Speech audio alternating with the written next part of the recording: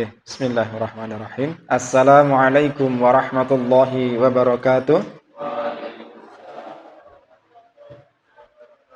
Alhamdulillahilladzi hadana li hadza wa ma kunna linahtadiya laula an hadanallah. Asyhadu an la ilaha illallah wahdahu la syarikalah wa asyhadu anna Muhammadan abduhu wa rasuluh. Allahumma salli ala Muhammad wa ali Muhammad wa ba'd. Ail hadirun ittaqullah fa inna kharuzatit taqwa. Jamaah kajian Kurma Arba'in ya. Yang saya banggakan, yang saya hormati, syukur pada Allah yang pertama, Allah masih memilih kita. Allah masih berkenan untuk memberikan kebaikan-kebaikan kepada kita, menempatkan kita pada golongan orang-orang yang tetap mau mengerjakan sholat berjamaah. Alhamdulillah, sholat berjamaah itu juga berat ya bagi orang-orang yang tidak niat, gitu. Intinya berat bagi orang-orang yang tidak niat, orang-orang yang memang tidak dibukakan hatinya oleh Allah. Ya. Sholat berjamaah itu sangat penting sebenarnya dalam membangun SDM ya, membangun kualitas diri, membangun masyarakat, dan itu bukti persaksian di akhirat bahwa kita seorang muslim, begitu. Saya rahimakumullah, setelah syukur kepada Allah, yang kedua salat salam tercurah kepada junjungan kita Nabi Agung, Nabi besar Muhammad sallallahu alaihi wasallam, uswah kita, ya, teladan kita, yang kita cintai, yang kita harapkan, yang kita rindukan. Insya Allah nanti mudah-mudahan kita termasuk golongan orang-orang yang apa? Yang juga dirindukan Rasulullah SAW. Jadi nanti itu di akhirat Bapak Ibu sekalian, bahwa Rasulullah itu suatu hari dia menjelang ajal beliau. Ketika sudah dekat dengan ajal, setelah Futuh Makkah, Islam sudah menang, begitu kan? Rasulullah itu mengunjungi Baqi. Ya, beliau mengunjungi pemakaman Baqi, dan beliau itu mengucapkan salam, assalamualaikum ya diyar minal muslimin muslimat, fa insyaallah ana ma'akum lahikun, gitu kan.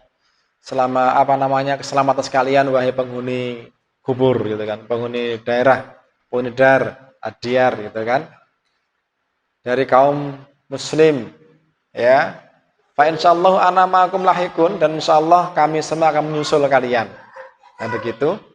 Terus kemudian Rasulullah itu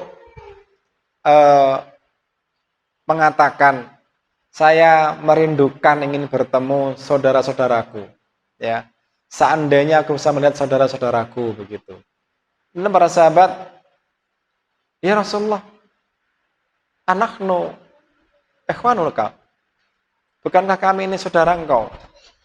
Kata Rasulullah, bala, fa innakum ashabi, kalian itu adalah sahabat-sahabatku.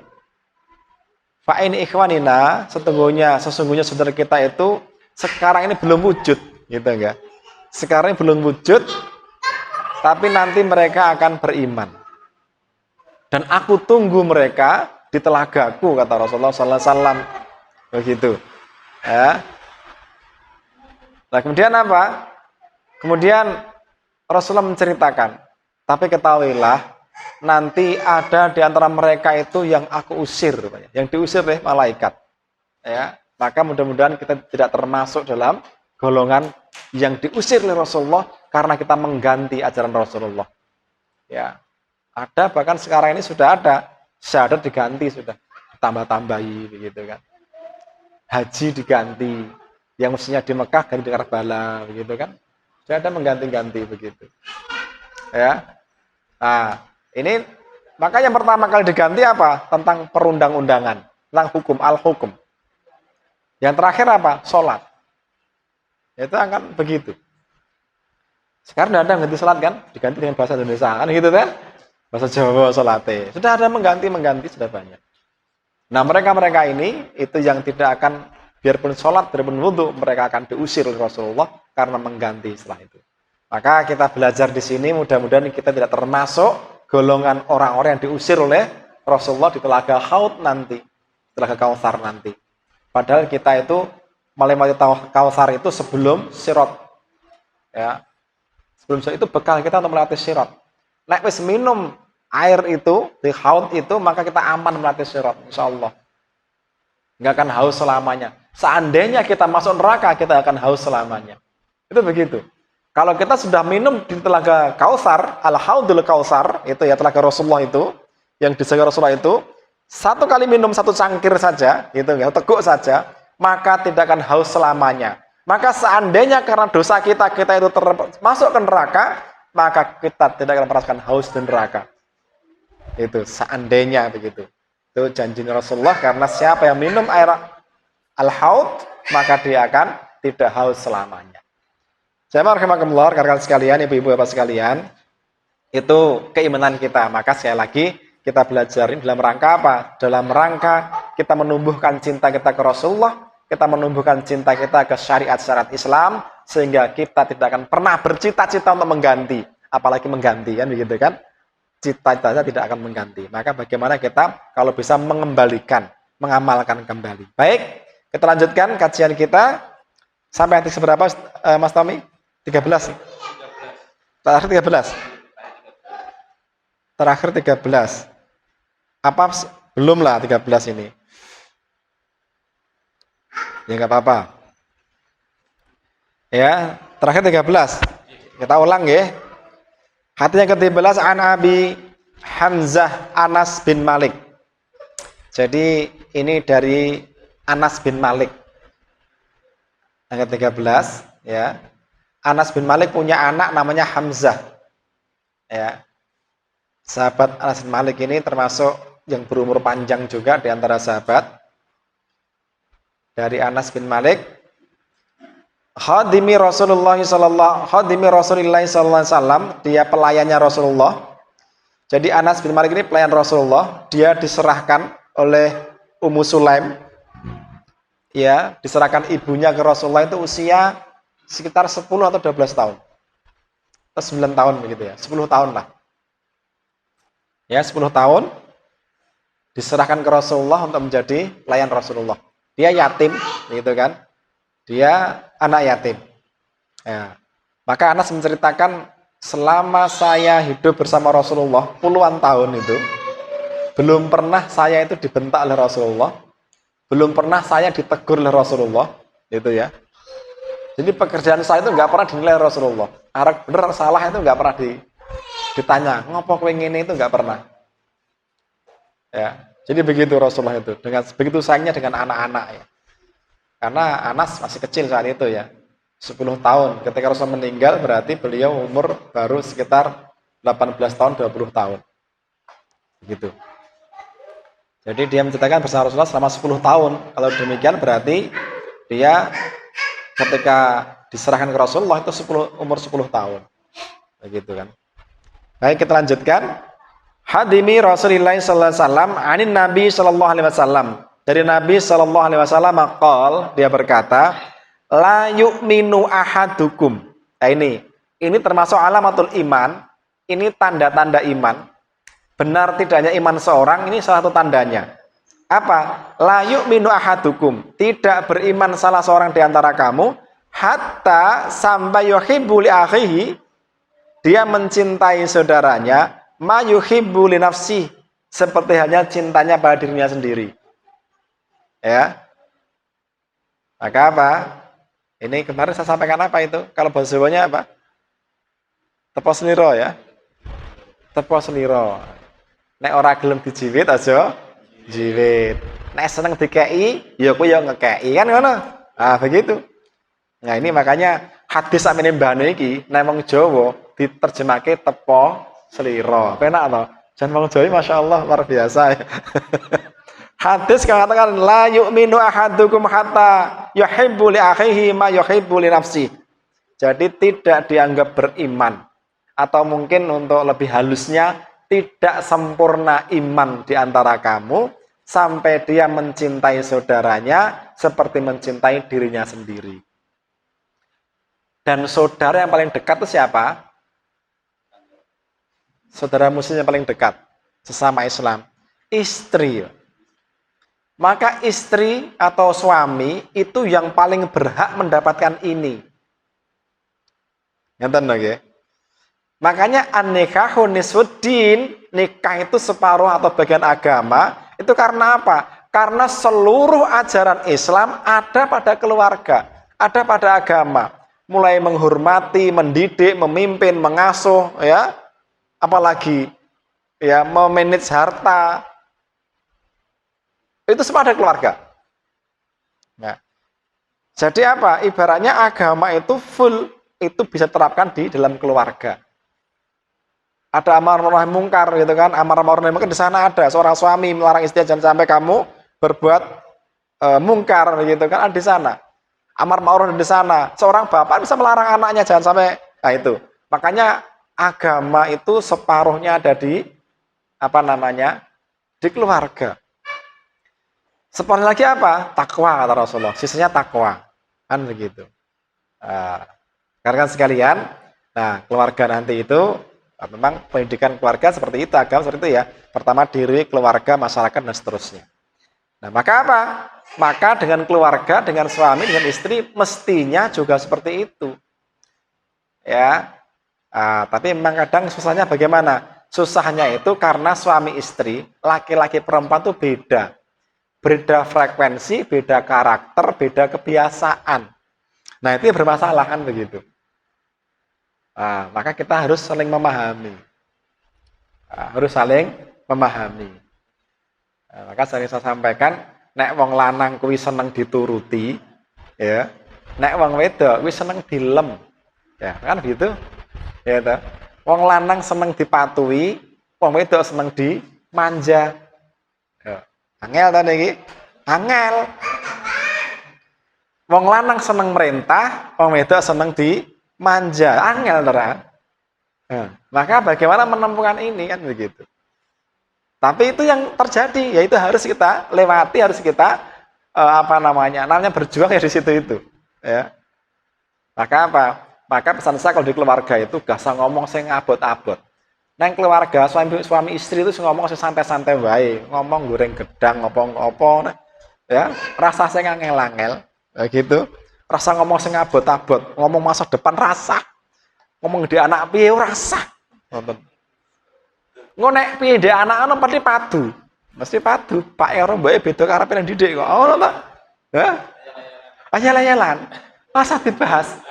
Karo bojoe ngomong sing enak-enak, nyantai-nyantai ngono wis ngono ae. Ya ta? Nah, itu begitu. Apalagi masih muda ya kan. Nek gak ngono kok ora penak gitu. Gak usah serius-serius lah gitu ya. Yang penting senang. Sementing gak maksiat itu aja sudah. Iya anak-anak keluarga sebenarnya gak dosa, bojo gelem salat ya wis. Jadi dengan istri, dengan suami jangan pakai standar maksimal. Jangan pakai standar maksimalis apa jenenge ya. Pakai standar minimalis saja. Bojo salat ya wis apik. Sono ae. Gitu. Islam wis apik. Aja teliti-teliti karo bojo. Wah, kurang ngene. Wis senengane ngene. Kabeh didelok. Repot. Ngoten nggih. Nggak usah, marah-marah geger. Ya. Anak geger seneng sapa? Seneng setan, Mas. Seneng setan. Mergo setan ki paling seneng nek keluarga muslim serah, wis paling seneng banget. Opane sampe cerai, wah seneng banget. Wah, hore, ono setan nih. Untuk pangkat langsung gitu kan. Maka di sini hadis ini ya, la yu'minu ahadukum hatta yuhibbu li akhihi ma yuhibbu li nafsihi. Nah, ini juga untuk tetangganya, kiri kanan temannya dan sebagainya orang mukmin. Tapi ini praktekkan di keluarga. Ya. Ya, tapi ya dengan demikian bukan berarti gak didik ya. Ya didik gitu kan. Ya didik, kalau istri salah ya dibetulkan. Lah kok nek suami salah pripun? Nah niki ibu-ibu nggih. Nek istri salah, suami betulkan. Nek suami salah pripun ibu-ibu? Ampun ngelekke, ampun betulke, Pak. Padu mangke. Saestu niku padu. Mergo lanang kuwi ra gelem diperintah. Ngoten niku. Lah pripun? Dongane mawon. Dongane mawon, ndak guyon mawon ngoten niku. Masalahnya nggih, ngoten niku wong lanang. Lho, lah penak aman wong lanang. Mboten penak wong lanang niku. Amargi napa? nek wong lanang nglakoni dosa, wong wedok gak takoni. Ning nek wedok nglakoni dosa, wong lanang entuk perkara. Lho niku lho salah niku. Jadi suami melakukan dosa itu istri tidak ditanya. Tapi nek istri melakukan dosa jadi perkara bagi suami di hadapan Allah nanti. Ya masalah niku. Wonten. Lanipun kalau mben sing takon anu Mas, bojoku saya itu takon, bojoku ngene ngono wae. Wes teh ngelek-ngelek bojone. Lha niku lho Mas. Niki pangapunten ibu-ibu nggih. Kula niku nate kumpul kalih gali, kalih kiai. Kalih bupati, kalih tukang kunci. Kalih pejabat, kalih tukang obat. Pun kula gaul danten. Niku nggih. Nek nglumpuk niku dereng nate wonten kok bapak-bapak ngrasani bojone dereng enten. Saestu niku, ngelek-ngelek bojone. Wah, bojoku ora cetha tenan. Nah, paling guyon. Nek guyon ya mungkin ya guyone iki, wah, bojoku paling pol ngomong rapati iso masak. Paling pol niku, Pak. Ning sampai ngelek-ngelek orang tahu. Bojo lanang niku. Ning nek bojo wedok ngelek-ngelek bojo lanang ngrasani niku kula sering krungu. Saestu niku, Bu. Nggih. Laras nggih? Laras arene. Niku bedane, Bu. Niku. Oh ampun, wonten nggih. Ngoten niku. Nah, niku pripun? Milanipun ya benten. Benten, wong lanang luwih abot. Bapak takon niku to, ngrasain niku pripun? Anu, nggih kula jaware ngoten. Penak jenengan, Mbak, duwe bojo rapati pinter. Ngoten nggih. Malah sok dosa barang malah penak. Lah ngopo?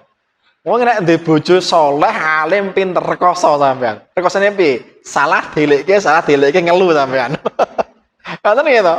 Engko ning akhirat dosa sampean nek bojone alim, kuwi bojone iso lepas tangan. Pas dengan duwe dosa to, ditakoni kali ditimbang kali Gusti Allah, di malaikat dihisab, terus bojone nyawari gampang. Piye bojomu kaya ngono? Gampang. Riyen tendonya pun kula kandhani ning ngeyel. Ha ngoten to? Ha. Ning nek bojo jenengan mboten pinter, mboten ngandhani penak. Kowe ngapa salah? Lah kula mboten nikani kali bojo kula. Oh, ono penak. Salah bojone niku nggih. Saestu niku. Ya, penak pundi? Bojo pinter bojo bodoh. Oke, jar. Mengatakan nggih. Makanya apa? Ya memang begitu. Maksudnya apa? Memang tugas saya menasihati. Jadi sosok bojo lanang ngoten niku, ngangkon, mandani, merintah, ora nyontoni, ora nduwiti. Ya sosok ngoten niku kian. Nek enten sing ngoten niku nggih mboten napa-napa. Jan mendelke mawon dungane mawon ngoten nggih. Ya niku wong lanang, Bu. Wong lanang niku paling anti nek dibantah, Bu. Ngoten. Nah ini bapak-bapak niki, wong wedok niku paling anti nek disindir. Pengennya dimanja, dilem, dilus. Wong wedok niku luwih seneng awake dhewe ngapusi ning ngelem timbang jujur ning ngomong apa enake. Nah ngoten niku nggih. Contoh, bojone iki pesek diomong, "Walah, Bu, dandan kaya ngono." Kowe urung pesek, mbok iya tetep pesek. Jujur jane nggih. Nah ngoten niku. Niku lara hati. Nah, to nesu niku nggih. Neng rakyat tangan diomong, "Walah ya Allah, Bu, tak ayu mentawa ya Allah. Wah, aku selamat di bojomu lagi iki tentang kaya ngene." Oh, malah seneng jangan niku mengke. Oh niku. Wonten niku nggih. Nggih ta, Bu? Nggih. Pengalaman kula nggih ana nggih. Mulanipun Bapak nggih, dados biasakan menghargai istri. Masak ya dilem, raketan asin. Nonton nggih. Dandan ya dilem, dihargai. Intinya dihargai lah. Ojo ngasek di wong jenengan cuek kuwi lho, wis lara ati apa jenengan padha sisan. Apa tambah lara ati niku nggih. Itu ibu-ibu wonten niku. Ning ibu nggih, bapak niku antine nek dibantah, Bu. Nah, makanya enggak nyambung to. Siji seneng merintah, siji pengen dilem, repot. Itu mau dilem, nek merintah apa ngedak pripun? Ya dilem dhisik, Mas. Ah, dilem ngoten nek perintah. Pak piye-piye pinter-pintere lah ngoten. Kula ngaten nggih sinau, Bu. Mboten langsung iso. Anyaran pini padu ya bojo yan padha ayan. Ora ngerti ilmune masalah. Awal-awal konten niku kula nggih. Nonton nggih. Maka sekali lagi ini hadisnya adalah la yu'minu ahadukum hatta yuhibbu li akhihi ya ma yuhibbu li nafsih. Jadi tidak beriman. Ini kan yang ke-13 kemarin. Lanjutkan yang ke-14 sekarang. An Ibnu Mas'ud. Jadi an Ibnu Mas'ud radhiyallahu anhu qala, beliau berkata, qala Rasulullah sallallahu alaihi wasallam, berkata Rasulullah sallallahu alaihi wasallam, la yahillu damum imra'atin. Jadi la yahillu damum ri'in.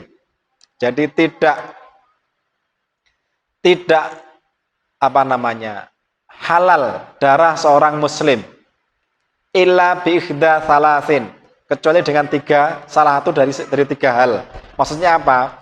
Tidak halal darah seorang muslim ditumpahkan. Maksudnya seorang muslim itu haram untuk dibunuh. Ya. Kita haram membunuh seorang muslim apapun alasannya, kecuali 3 sebab. Ya. Kita dilarang, ini bukan mukmin tapi muslim. Muslim siapa? Siapa aja muslim itu tidak boleh dibunuh kecuali 3 sebab. Ya. Yaitu apa? Yaitu as-sayyibu zani. Jadi duda, janda ya, atau orang bersuami yang berzina. Jadi orang yang sudah pernah menikah, baik itu masih dalam pernikahan maupun sudah pisah, sudah janda, sudah duda, itu berzina, itu hukumnya dirajam, dibunuh. Maka di sini ini hadis yang yang menyatakan masih berlakunya hukum rajam. Biarpun di Quran tidak sebutkan. Hukum rajam itu di Quran tidak ada. Adanya hukum dera di Quran. Ya, tapi masih berlaku karena ayatnya pernah turun, ya. Kemudian tidak dicantumkan dalam Quran begitu, karena memang Allah mendaki seperti itu, ya. Dan ini hadis ini menjadi penguat bahwa hukum rajam itu masih berlaku. Maka seorang berzina itu hukumnya hukum dirajam. Bagian rajam itu bagaimana? Rajam itu orang ya dilempari batu sampai mati.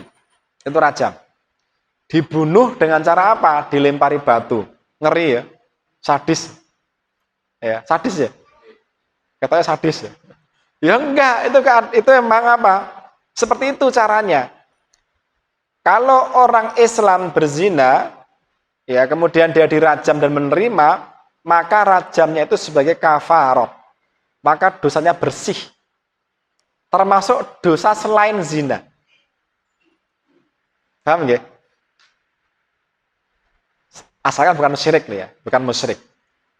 Jadi kalau dikisahkan ada seorang perempuan itu di zaman Nabi, seorang janda, kemudian dia hamil.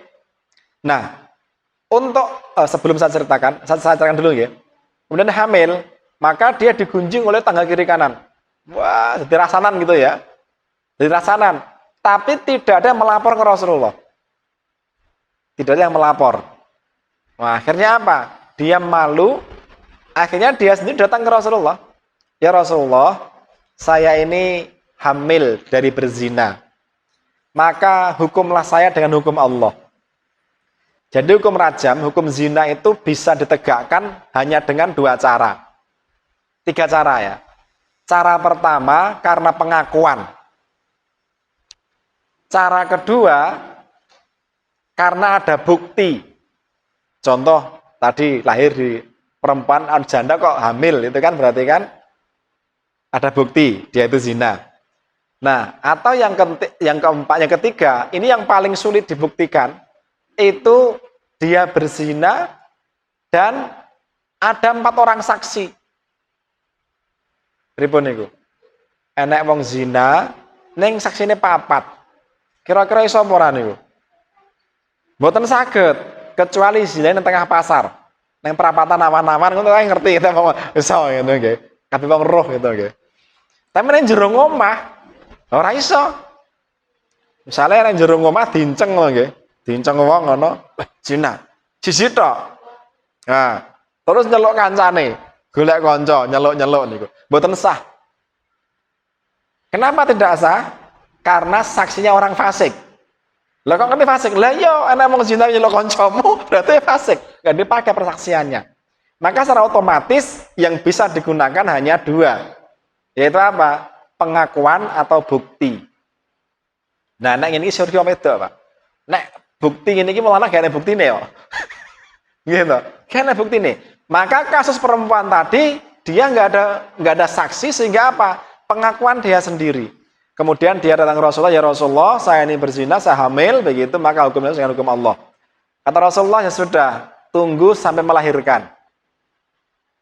Untuk melahirkan, benar, dia datang dengan bayinya, ya Rasulullah, saya sudah melahirkan bayi ini, maka hukumlah saya dan hukum Allah. Kata Rasulullah, susui sampai 2 tahun. Setelah 2 tahun, dia datang ke Rasulullah, ya Rasulullah, ini bayi saya susui 2 tahun, maka hukumlah saya dan hukum Allah. Maka benar, wanita ini ditanam, ya, satu pinggang begini, kemudian dilempari dengan batu. Sampai meninggal. Setelah meninggal, besoknya saya dirasani. Ya, sahabat saya ngerasani. Ini ngelek-ngelek lah gitu ya, ngelek-ngelek. Rasul langsung mukanya merah begitu kan, menunjukkan Rasul nggak suka begitu, marah dan mengatakan, ketahuilah orang yang kamu gunjing, kamu cela, kamu elek-elek bahasanya gitu, saat ini dia sudah berenang-renang taman surga. Langsung syahid Pak itu hitungannya. Langsung surga. Kenapa? Ya karena dia syahid. Syahidnya apa? Dia mau jadi saksi di hadapan Allah tentang hukum Islam. Itu. Langsung syahid. Jadi wes penak. Ya, begitu. Hapus dosanya. Maka kafarat dalam Islam, had itu sebagai kafarat. Kalau kita menerima itu. Kemarin saya waktu dulu ya, bukan kemarin lama lah, waktu saya di Saudi, ada seorang pemuda tanya ke saya. Ya, dia ini takon ya karo ngece. Nyolong satu sah kan padahal ya kira apa-apa. Ngece kula takon. Nek aku kan seneng mendem deh gitu kan. Seneng mendem deh itu. Nek konangan aku dicambuk, itu menggugurkan dosa apa ora? Gitu tanya ke saya begitu. Kemudian ya saya jawab sepengetahuan saya, nek kamu menerima dengan ikhlas, itu bukan dosa. Gugur dosa itu. Jadi yang termasuk dicambuk itu orang yang mendem. Apalagi dicambuk, nek mendem itu tidak boleh lebih dari 80. Ada kata mengatakan cuma 40, ada yang cuma 10. Beda ulama, tapi dicambuk saja. Yang dicambuk di tempat umum. Ini masalahnya. Nah, kalau perempuan laki-laki masih perawan, masih lajang, dia berzina, maka apa? Maka itu hukumannya bukan dirajam, tapi cukup dicambuk. Ya, dicambuk 100 kali. Jebret. Nek nyambuk ya ora kok nganggo mokol mboten, mancang-ancang ngene wis der mboten. Cukup segini. Dek. Dek. Dek. Cuman gini tok. Ora lah ancang-ancang mboten. Nggih, niku hukum cambuknya. Ora mancang-ancang kalau gujusin tukang anu deng sekali cambuk. Remuk. Enggak seperti itu. Cuma gitu tok. Nah, kalau dia pingsan, berhenti dulu sampai dia sadar, lanjutkan sampai 100. Kemudian apa? Setelah itu dia dipenjara selama 1 tahun, ya kan? Setelah dipenjara, dinikahkan. Itu kalau hukum Islam. Tapi sayang di Indonesia tidak berlaku hukum Islam. Belum. Mudah-mudahan nanti suatu saat akan berlaku. Amin. Gak gelem ndongakke doa ya. Amin ya. Ora pengen ta jane. Gitu. Nah, itu yang kedua, jadi boleh dibunuh seorang itu karena zina, dirajam. Itu pun orang sudah ini. Dan yang kedua, wan nafsu bin nafsin. Jadi jiwa dengan jiwa. Maksudnya apa? Orang membunuh, maka dibalas bunuh. Itulah keadilan hukum Islam. Jadi kalau ada orang membunuh, itu hukumnya bunuh, balas bunuh. Ya. Ini boleh, tapi ada 3. 3 hukum orang membunuh ada 3. Yang pertama apa? Itu diserahkan ke ahli waris. Misal, si A punya adik B, ya. B ini dibunuh oleh C, gitu nggih. Maka apa? Maka setelah ketahuan bukti dan sebagainya atau pengakuan sebagainya, maka si C ini harus dihukum. Hukumnya apa? Ada 3 pilihan. Bebas, ya, bayar denda, atau balas bunuh. Siapa yang menentukan ini? Ahli waris. Berarti si A. Nonton. Misalnya ada seorang apa yang ya gitulah, maka si A ditanya, ini si C ketangkap karena dia sudah terbukti membunuh adikmu. Kau mau apa? Begitu. Dibunuh, bayar denda, atau kamu maafkan. Itu begitu. Nah, maka itulah sisi keadilan hukum Islam. Ya toh, nah saiki memateni di penjara, mulai mateni meneh. Ya toh. Nah, seperti di Madura itu Pasuruan itu ada seorang bunuh bapaknya di penjara. Ya toh, dinteni orang anaknya. Begitu mulai bacok dengan anaknya ya. Begitu. Apa itu sisi keadilannya nggak ada. Coba Islam. Bagus sekali kan? Jadi ada kepuasan. Aku gak tak maafkan, apa sebenarnya aku gak takon mateni. Neng yo ora bebas kila apa? Bayar bapak. Ganti. Ganti piye hitung saiki. Adikku ku nyambut gawe sasi gajine iki 1 juta misalnya ya. 5 juta. Nek dhewe pensiun umur swidak, saiki lagi umur 20. Dihitung, Mas. Jadi pirang sasi sampai umur swidak. Oh, ngono niku. Dipengke, ya sakmene dendane. Wah, ngoten. Lah terus wong gak duwe. Pripun? Ya terus sak duwene. Seluruh hartanya disita. Sak duwene sampai bayar. Nah, begitu kan. Sampai entek gak iso. Urusan negara.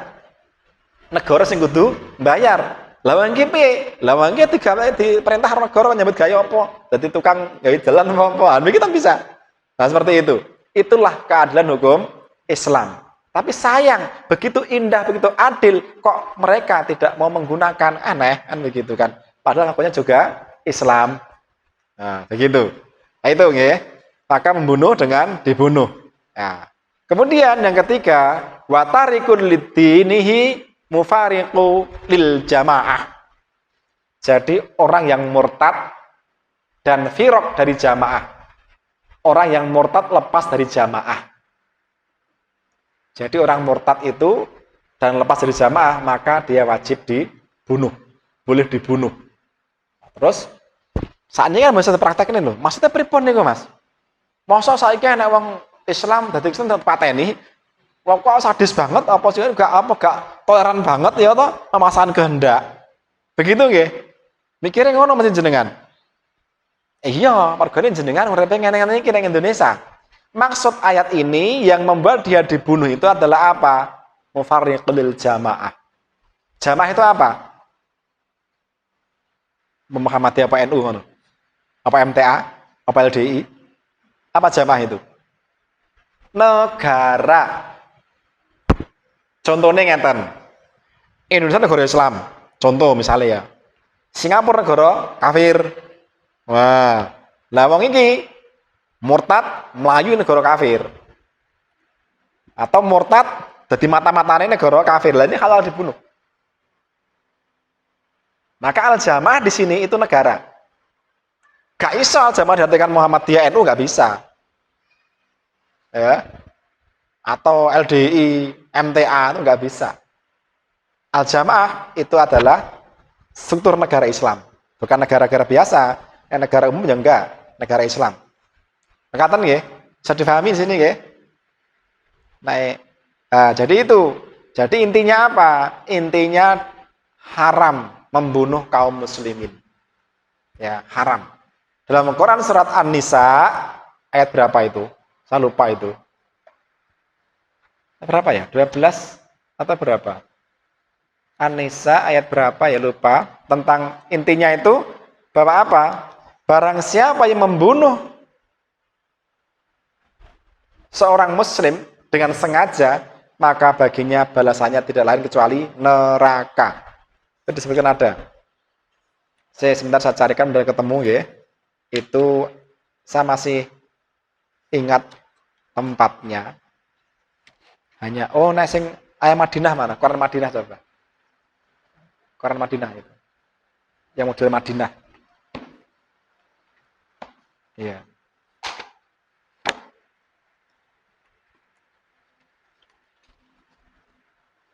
Larangan membunuh.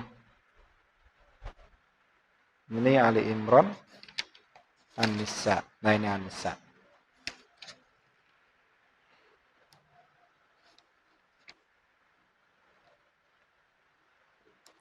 Wal Muhsatul Nisa'i, ini tentang ini. Ar-Rijal Qawwamuna 'alan Nisa.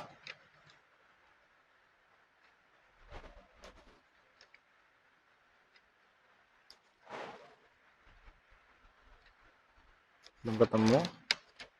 Insyaallah nanti ya. Ya? 93. 93 ya. Ayat betul ini, ayat 92. Wa ma kana lil mu'minin wa la yuqtalul mu'minan illa khata'an. Seterusnya ini, dan 93-nya ini, benar 93 ya.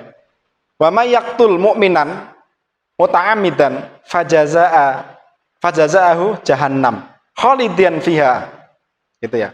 Jadi kalau ada orang membunuh, di sini orang mukmin ya, dengan sengaja muta'ammidan, maka tidak ada balasan kecuali neraka. Begitu. Maka berhati-hatilah dalam menumpahkan darah. Nah, Rasulullah SAW bersabda bahwa pertama kali yang dihisab oleh Allah di akhir nanti itu urusan darah. Jadi menumpahkan darah itu pertama dihisab itu. Berat, ya. Berat. Maka hindari baku bunuh kalau orang ini. Tapi hari ini naudzubillah Masya Allah, subhanallah ya. Wong terus aku mateni wong yenting men di mana Sulawesi itu kan panah-panahan, caca preman-preman itu klitih gitu ya, Jogja itu karena belum tahu Batam dan sebagainya. Alhamdulillah. Nah, seperti itu ya. Jadi itu.